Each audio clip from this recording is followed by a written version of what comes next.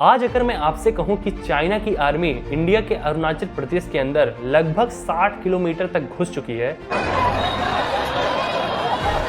वहां के गांव में पहुंच चुकी है, लोगों से बात कर रही है और कुछ वीडियोस में गांव वाले चाइनीज सोल्जर्स को देखकर रो रहे हैं, तो शायद आपके दिमाग में सबसे पहले सवाल यही आएगा कि आखिर में इंडिया में क्या हो रहा है। क्या सच में चाइना हमारी जमीन के अंदर इतना आगे तक आ चुका है? क्या आने वाले टाइम में चाइना अरुणाचल प्रदेश पर कब्जा कर सकता है? और अगर चाइनीज आर्मी सच में 60 किलोमीटर अंदर तक आ चुकी है, तो फिर इंडियन गवर्नमेंट या इंडियन आर्मी इस पर खुलकर जवाब क्यों नहीं दे रही है? लेकिन यहाँ सबसे इंपॉर्टेंट बात यह है कि सोशल मीडिया पर वायरल होने वाला हर वीडियो सच नहीं होता। पिछले कुछ टाइम में ऐसे कई वीडियोस और पिक्चर्स वायरल हुए जिन्हें अरुणाचल प्रदेश में चाइनीज आर्मी की घुसपैठ से जोड़कर शेयर किया गया। लेकिन जब इन वीडियोस की इन्वेस्टिगेशन हुई तो स्टोरी बिल्कुल अलग निकली। कुछ वीडियोस में थाईलैंड की मिलिट्री एक्सरसाइज के निकले, कुछ फुटेज जम्मू एंड कश्मीर की अमरनाथ यात्रा से रिलेटेड था और एक वायरल पिक्चर एआई जनरेटेड पाई गई। यानी जिस वीडियो को देखकर लोग कह रहे थे कि चाइनीज आर्मी अरुणाचल प्रदेश के 60 किलोमीटर तक घुस चुकी है, उसके पीछे वैसा कोई वेरीफाइड एविडेंस नहीं मिला। यहाँ एक बहुत इंपॉर्टेंट डिस्टिंक्शन समझना होगा।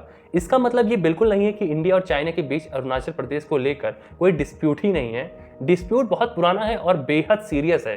चाइना आज भी पूरे अरुणाचल प्रदेश पर अपना क्लेम करता है और इंडिया इस क्लेम को कंप्लीटली रिजेक्ट करता है। इसलिए हमें दो अलग अलग बातों को एक नहीं समझना चाहिए। एक तरफ 60 किलोमीटर वाली वायरल स्टोरी है जिसका क्रेडिबल एविडेंस नहीं मिला, और दूसरी तरफ इंडिया चाइना का रियल बॉर्डर डिस्प्यूट है जिसकी रूट्स करीब 1 सेंचुरी पुरानी है। तो आज की इस वीडियो में हम इसी पूरे स्टोरी को बिगिनिंग से समझेंगे। हम जाएंगे 1914 तक, समझेंगे MC मोहन लाइन क्या थी, चाइना ने इसे क्यों नहीं माना, तिब्बत इस डिस्प्यूट में इतना इंपॉर्टेंट क्यों है, दलाई लामा का अरुणाचल प्रदेश से क्या कनेक्शन है, 1962 की वॉर में एग्जैक्टली क्या हुआ था, तवांग चाइना के लिए इतना इंपॉर्टेंट क्यों है, 2017 का डोकलाम और 2020 का गलवान इस पूरी स्टोरी को कैसे बदलते हैं, 2022 में तवांग सेक्टर में क्या हुआ और 2025 में दलाई लामा की सक्सेशन को लेकर चाइना और इंडिया के बीच एक नया सवाल क्यों खड़ा हुआ, और आखिर में हम उस इशू पर भी आएंगे जो आने वाले टाइम में जमीन से भी बड़ा स्ट्रेटेजिक इशू बन सकता है, यानी तिब्बत से निकलने वाली ब्रह्मपुत्र और उस पर चाइना का बनाया जा रहा मैसिव डैम। सबसे पहले शुरू करते हैं 1914 से। साल था 1914 और जगह थी शिमला। उस टाइम ब्रिटिश इंडिया, तिब्बत और चाइना से जुड़े रिप्रेजेंटेटिव के बीच एक कॉन्फ्रेंस हुई थी। इसी प्रोसेस के दौरान एक बाउंड्री प्रपोजल सामने आया जिसे बाद में MC मोहन लाइन के नाम से जाना गया। इंडिया की पोजीशन रही कि ये बाउंड्री ब्रिटिश इंडिया और तिब्बत के बीच डिसाइड हुई थी और एक अरुणाचल प्रदेश की इंटरनेशनल बाउंड्री के कॉन्टेक्स्ट में इंडिया से वैलिड मानता है। दूसरी तरफ चाइना ने इस अरेंजमेंट को एक्सेप्ट नहीं किया। यही डिसएग्रीमेंट आने वाले डिकेड्स में इंडिया चाइना बॉर्डर डिस्प्यूट की एक बड़ी वजह बन गया। अब यहाँ से एक बात ध्यान से समझिए, सोशल मीडिया पर अक्सर ये स्टोरी ऐसी सुनाई जाती है कि एक British officer Henry MC Mohan ने बस मैप पर एक लाइन खींच दी और उसी दिन उस इंडिया और चाइना की बाउंड्री बन गई। असल हिस्ट्री इससे काफी ज्यादा कॉम्प्लिकेटेड है। उस टाइम तिब्बत की पॉलिटिकल स्टेटस, ब्रिटिश इंडिया की पॉलिसी और चाइनीज गवर्नमेंट की पोजीशन को लेकर बहुत सारी कॉम्प्लेक्सिटीज थी। इसलिए MC मोहन लाइन को सिर्फ एक आदमी ने मैप पर लाइन खींच दी कह देना हिस्टोरिकल पिक्चर को बहुत सिंप्लीफाई कर देता है। लेकिन इतना जरूरी है कि आज इंडिया जिस ईस्टर्न सेक्टर बाउंड्री को मानता है उसकी हिस्टोरिकल रूट इसी 1914 के शिमला प्रोसेस में मिलती है। फिर टाइम बदला, 1947 में इंडिया आज़ाद हुआ और 1949 में पीपल्स रिपब्लिक ऑफ चाइना की इस्टेब्लिशमेंट हुई। इसके बाद तिब्बत का सवाल बहुत इंपॉर्टेंट हो गया। 1950s में चाइना ने तिब्बत पर अपना कंट्रोल स्टैब्लिश किया और इसके बाद इंडिया और चाइना के रिलेशंस में भी बहुत धीरे धीरे टेंशन बढ़ने लगी। शुरुआत में दोनों कंट्रीज के बीच फ्रेंडशिप का माहौल था। उसी दौर में हिंदी चीनी भाई भाई जैसी फीलिंग भी काफी पॉपुलर थी, लेकिन तिब्बत को लेकर दोनों कंट्रीज के स्ट्रेटेजिक इंटरेस्ट अलग अलग होते गए। 1959 में तिब्बत में बड़ा अपराइजिंग हुआ और 14th दलाई लामा इंडिया आ गए। उन्होंने इंडिया में एजिलियम लिया और तब से इंडिया में रहने लगे। दलाई लामा का इंडिया आना चाइना के लिए बेहद सेंसिटिव इशू था क्योंकि बीजिंग उन्हें तिब्बतन पॉलिटिकल चैलेंज के सिंबल के रूप में देखता था। यही वो पॉइंट है जहां अरुणाचल प्रदेश का तवांग सिर्फ एक बॉर्डर लोकेशन नहीं रह जाता, बल्कि तिब्बतन बुद्धिज्म की हिस्ट्री से भी डायरेक्टली कनेक्ट हो जाता है। तवांग का इंपॉर्टेंस इसलिए भी बहुत ज्यादा है क्योंकि 6th दलाई लामा त्स्यांग गेत्सातो का बर्थ तवांग रीजन में हुआ था। तिब्बतन बुद्धिस्ट ट्रेडिशन में दलाई लामा इंस्टीट्यूशन का बहुत बड़ा रिलीजियस और पॉलिटिकल इंपॉर्टेंस है। इसलिए चाइना के लिए तवांग का स्ट्रेटेजिक इंपॉर्टेंस सिर्फ ज्योग्राफी तक लिमिटेड नहीं है, ये तिब्बत बुद्धिज्म और दलाई लामा इंस्टीट्यूशन से भी बहुत कनेक्टेड है। अगर आप पूरे डिस्प्यूट को समझना चाहते हैं तो तवांग को सिर्फ मैप पर एक बॉर्डर टाउन समझना बड़ी मिस्टेक होगी। फिर आया 1962। इंडिया और चाइना के रिलेशंस बहुत खराब हो चुके थे और अक्टूबर 1962 में वॉर शुरू हुई। ईस्टर्न सेक्टर यानी आज के अरुणाचल प्रदेश वाले एरिया में चाइनीज फोर्सेस ने मेजर मिलिट्री एडवांस किए। ये हिस्ट्री का वो पार्ट है जिसे हमें बिल्कुल नहीं भूलना चाहिए, क्योंकि इससे एक बात क्लियर होती है कि चाइना ने पास्ट में अरुणाचल प्रदेश के अंदर मिलिट्री एडवांस किए हैं। इसलिए अगर कोई आज आपसे कहता है कि चाइना कभी अरुणाचल के अंदर आया ही नहीं, तो भी गलत इंफॉर्मेशन दे रहा है। लेकिन 1962 और आज की सिचुएशन को भी एक नहीं समझना चाहिए। 21 नवंबर 1962 को चाइना ने यूनिलैटरल सीज फायर अनाउंस किया और अपनी फोर्सेस को पीछे हटाया। इसके बाद अरुणाचल प्रदेश का एक्चुअल एडमिनिस्ट्रेटिव कंट्रोल इंडिया के पास बना रहा। आज चाइना पूरे अरुणाचल प्रदेश पर क्लेम करता है, लेकिन ग्राउंड पर अरुणाचल प्रदेश इंडिया के एडमिनिस्ट्रेशन के अंडर है। अब सवाल आता है कि चाइना पूरे अरुणाचल प्रदेश पर क्लेम क्यों करता है? इसका आंसर सिर्फ एक हिस्टोरिकल डॉक्यूमेंट में नहीं मिलेगा। इसमें Tibet, MC Mohan line, strategic geography और चाइनीज टेरिटोरियल क्लेम्स सब इन्वॉल्व हैं। चाइनीज अरुणाचल प्रदेश को अक्सर साउथर्न तिब्बत के नाम से रिफर करता है और इंडिया से टर्मिनोलॉजी को भी रिजेक्ट करता है। वापस आते हैं तवांग पर। सोचिए, एक तरफ तिब्बत है, दूसरी तरफ अरुणाचल प्रदेश और इनके बीच हिमालय है। तवांग का लोकेशन चाइना के तिब्बत ऑटोनॉमस रीजन के काफी क्लोज है। इसके अलावा इसका तिब्बतन बुद्धिस्ट कनेक्शन से इसे सेंसिटिव बनाता है। इसी वजह से Tawang India China border dispute के सबसे सेंसिटिव एरिया में से एक है और इसी वजह से जब भी चाइना अरुणाचल प्रदेश को लेकर कभी बड़ा स्टेटमेंट देता है तो तवांग का नाम अक्सर सामने आता है। इंडिया की पोजीशन बिल्कुल क्लियर है कि पूरा अरुणाचल प्रदेश इंडिया का इंटीग्रल और इनसेपरेबल पार्ट है। चाइना का टेरिटोरियल क्लेम इंडिया को एक्सेप्ट नहीं है। That Arunachal Pradesh is an inalienable and integral part of India, and this is a fact which is self-evident. फिर साल 1987 आया, अरुणाचल प्रदेश को फुल स्टेटहुड मिला। इसके बाद भी चाइना ने इसका ऑपोजिशन किया। लेकिन यहाँ फिर एक इंपॉर्टेंट बात समझिए, किसी टेरिटरी पर किसी कंट्री का क्लेम होना और उस टेरिटरी पर ग्राउंड कंट्रोल होना दो अलग चीजें हैं। चाइना मैप और ऑफिशियल स्टेटमेंट में अरुणाचल प्रदेश पर क्लेम करता रहा है, लेकिन अरुणाचल प्रदेश का एडमिनिस्ट्रेशन इंडिया करता है। वहाँ इलेक्टेड गवर्नमेंट है, इंडियन लॉज अप्लाई होते हैं, इंडिया सिक्योरिटी फोर्सेस प्रेजेंट हैं और इंडियन सिटीजन्स वहाँ रहते हैं। अब थोड़ा आगे चलते हैं और 2017 पर आते हैं। आपने दोकलाम का नाम जरूर सुना होगा। दोकलाम अरुणाचल प्रदेश में नहीं है, बल्कि भूटान, इंडिया, चाइना के ट्राई जंक्शन के अराउंड का सेंसिटिव एरिया है। 2017 में चाइना वहां रोड कंस्ट्रक्शन कर रहा था। भूटान ने इस कंस्ट्रक्शन पर ऑब्जेक्शन किया और इंडिया भी मिलिट्री इंटरवेंशन के साथ सामने आया। इसके बाद इंडिया और चाइनीज ट्रूप्स कई हफ्तों तक आमने सामने रहे और फाइनली डिसएंगेजमेंट हुआ। ये इंसिडेंट हमें एक बहुत इंपॉर्टेंट लेसन देता है। हिमालय में रोड सिर्फ रोड नहीं होती। एक रोड का मतलब होता है सोल्जर्स की मूवमेंट, एम्यूनिशन की सप्लाई, फूड और फ्यूल्स की लॉजिस्टिक, हैवी ड्यूटी इक्विपमेंट की मूवमेंट और इमरजेंसी में रीइंफोर्समेंट। इसी वजह से इंडिया और चाइना दोनों बॉर्डर इंफ्रास्ट्रक्चर पर इतना फोकस करते हैं। फिर आया 15 जून 2020। गलवान वैली में इंडिया और चाइना के सोल्जर्स के बीच वायलेंट क्लैश हुआ। इसमें 20 इंडियन सोल्जर्स की जान गई,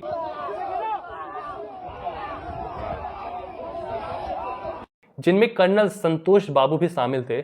चाइना ने बाद में अपने 4 सोल्जर्स की डेथ ऑफिशियली एक्नॉलेज की। गलवान के बाद दोनों कंट्रीज के रिलेशन में भी हैवी टेंशन क्रिएट हुआ और कई लोकेशंस पर ट्रूप्स की डिप्लॉयमेंट बढ़ गई। इसके बाद कई राउंड्स की मिलिट्री और डिप्लोमेटिक नेगोशिएशन हुई। 2024 में इंडिया और चाइना ने देपसंग और देमचौक जैसे रिमेनिंग फ्रिक्शन एरिया में पेट्रोलिंग अरेंजमेंट्स को लेकर एग्रीमेंट किया और उसके बाद डिसएंगेजमेंट का प्रोसेस आगे बढ़ा। लेकिन इसका मतलब ये नहीं है कि पूरा बॉर्डर डिस्प्यूट खत्म हो गया। इसका मतलब सिर्फ इतना है कि दोनों कंट्रीज ने कुछ स्पेसिफिक पॉइंट पर टेंशन कम करने की कोशिश की। अब आते हैं 9 दिसंबर 2022 पर। तवांग सेक्टर ये यंगस्टे एरिया में इंडिया और चाइनीज ट्रूप्स के बीच क्लैश हुआ।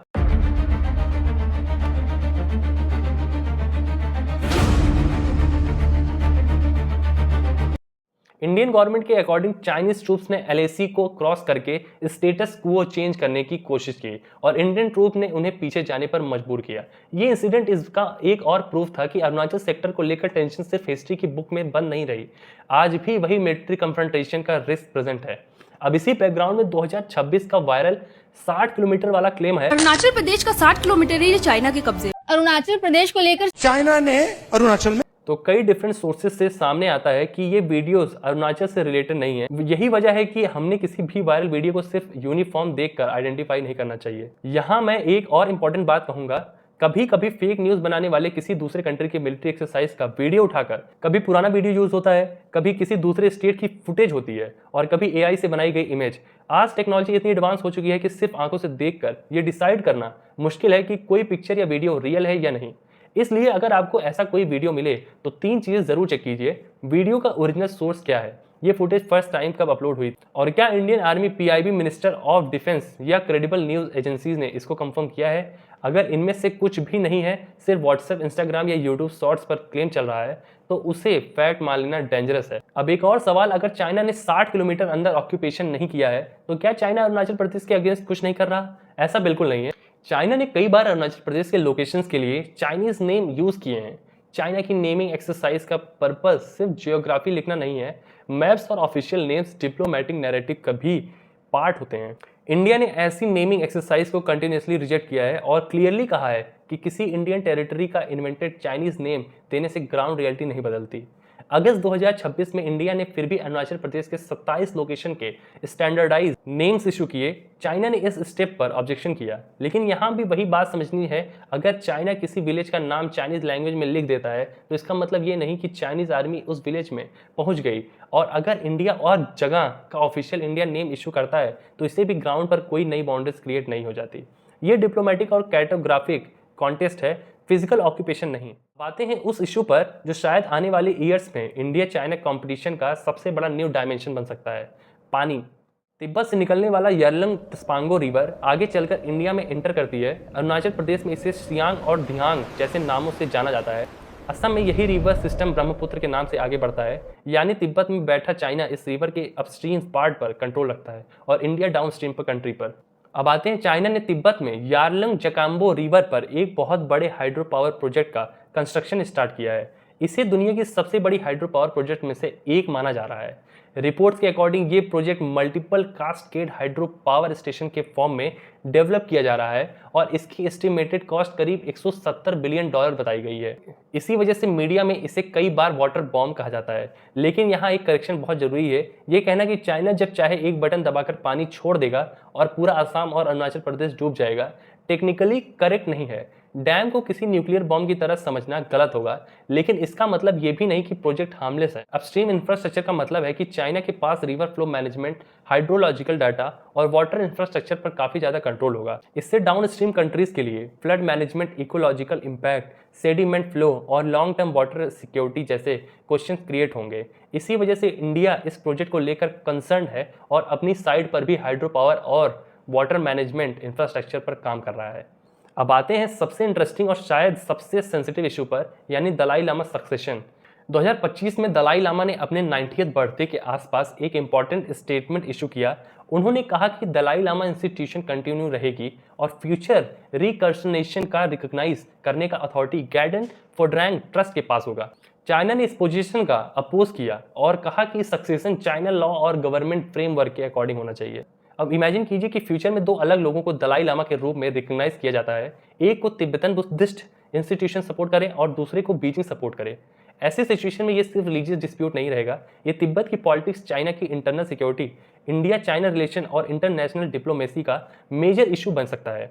और यहाँ तवांग की इंपॉर्टेंस फिर से सामने आती है, क्योंकि तवांग तिब्बत बुद्धिस्ट ट्रेडिशन से डीपली कनेक्टेड है। अब वापस उस सबसे बड़े सवाल पर आते हैं, क्या चाइना अरुणाचल प्रदेश पर कब्जा कर सकता है? इसका आंसर हमें इमोशन से नहीं, रियलिटी से देना होगा। कोई भी रिस्पॉन्सिबल एनालिस्ट ये गारंटी नहीं दे सकता कि फ्यूचर में कोई वॉर कभी नहीं होगा या किसी कंट्री के 1 इंच टेरिटरी कभी चेंज नहीं होगी। इंटरनेशनल लॉ फोर्स के यूज पर रिस्ट्रिक्शन लगाता है। यूएन कैरेक्टर का आर्टिकल 2/4 स्टेट को दूसरे कंट्रीज की टेरिटोरियल इंटीग्रिटी या पॉलिटिकल इंडिपेंडेंस के अगेंस्ट फोर्स यूज करने या उसके थ्रेट देने को रोकता है। आर्टिकल 51 आर्म्ड अटैक की सिचुएशन में सेल्फ डिफेंस के राइट को रिकॉग्नाइज करता है। लेकिन इंटरनेशनल लॉ अपने आप किसी मिलिट्री इन्वेशन को फिजिकली रोकने वाली नहीं है। इसलिए कहना कि चाइना आर्टिकल 2/4 की वजह से इंडिया की लैंड कभी नहीं ले सकता, करेक्ट एनालिसिस नहीं है। अगर इंटरनेशनल लॉ अपने आप वार्स को रोक देता तो दुनिया में ऑक्यूपेशन और टेरिटोरियल कॉन्फ्लिक्ट कभी नहीं होते।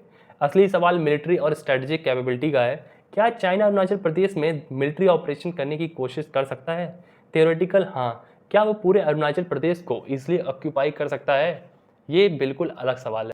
अरुणाचल प्रदेश कोई छोटा और फ्लैट बैटलफील्ड नहीं है, ये एक मैसिव माउंटेनियस रीजन है। यहाँ टेरेन एक्सट्रीमली डिफिकल्ट है। इंडियन आर्मी की परमानेंट डिप्लॉयमेंट है। इंडिया ने पिछले कुछ सालों में border roads, bridges, tunnels, air infrastructure और लॉजिस्टिक्स में काफ़ी इन्वेस्टमेंट किया है। दूसरी तरफ चाइना भी तिब्बत साइड पर इंफ्रास्ट्रक्चर कॉन्टिन्यूसली डेवलप कर रहा है।